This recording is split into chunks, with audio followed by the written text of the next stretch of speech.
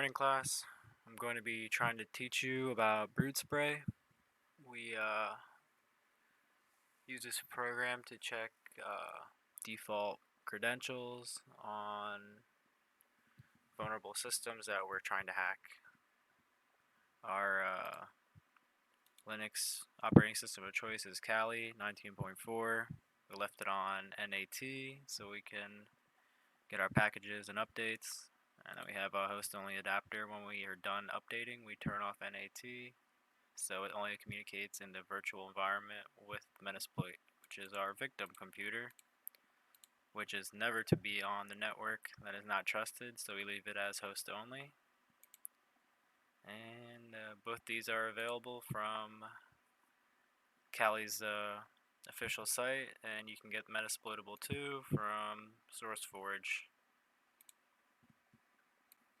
To begin our setup, we're going to turn on our Kali 19.4, and then as soon as we see the little window, go ahead and open up Metasploitable 2. Should be relatively quick with our really fast computers.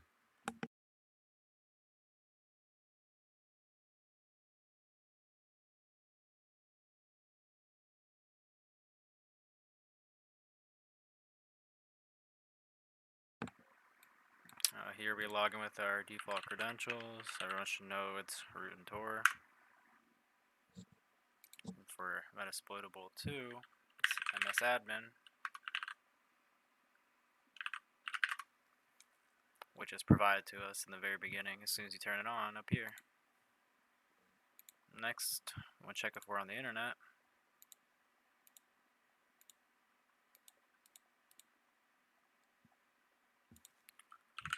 Ping Google, find out. Luckily we are. Next, we want to do a apt-get update, see if there's any packages or updates waiting for us, which there happen to be.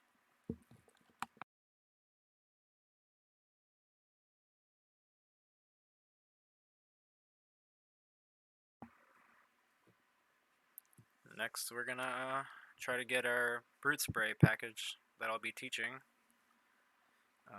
We can do apt-get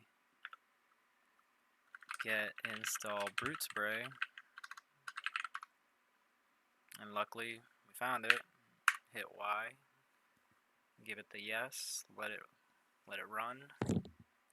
While we come over here and do an if config and get our IP address that we can do it nmap scan for.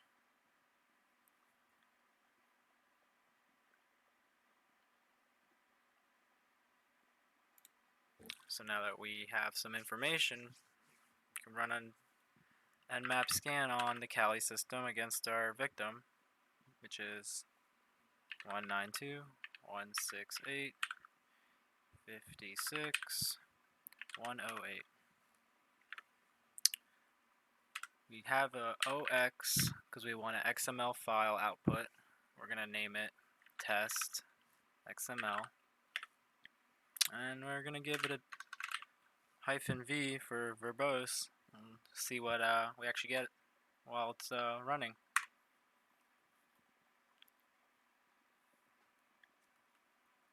Now that we have our nmap done, hit ls. You can see that it's been added, test.xml.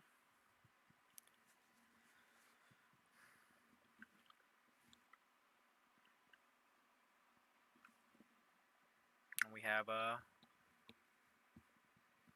some stuff to work with now. So now that we have our nmap output file test.xml, we're going to use Brutespray to run the output file against Medusa's word list of default credentials on any ports that were left with defaults. So we're going to do Brutespray -f for the file that we need, test.xml, and then we're going to run a -i for the interactive part of Brutespray to help you see what's being done step by step in the compiler. So we can individually brute FTP, Postgres, SMTP, any of those, but we're going to leave it default, so we hit enter. Parallel threads, we're going to leave it default. The host is just the one. No specified word list. No should be default. Hit enter. And we don't have any single that we want to run. Hit enter and let it do its work.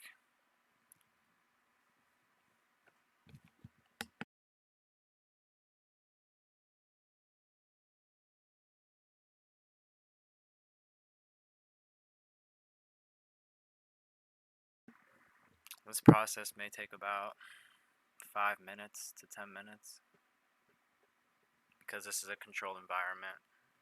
It's only taking a few minutes every time for me. Once we're done, we're going to have whatever successful attempts done by Medusa will be given to us in a Brutespray output folder that we can get to.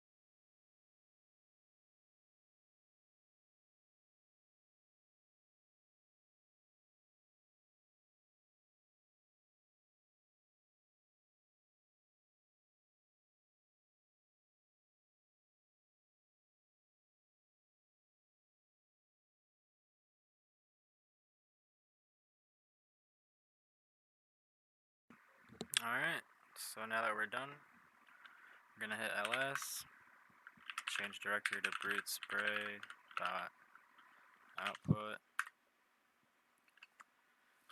ls, and it looks like we have some success with FTP, Postgres, and VNC.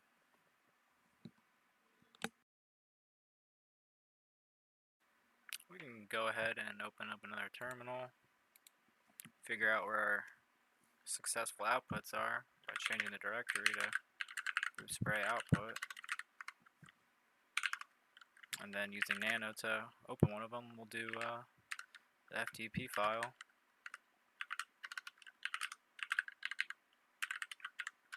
txt. We got a username and password, anonymous and 12345. Let's go ahead and try it.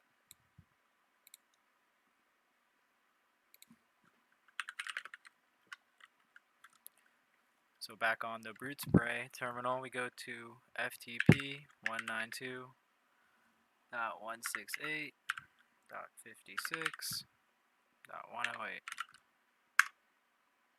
And look, there we are. We're connected.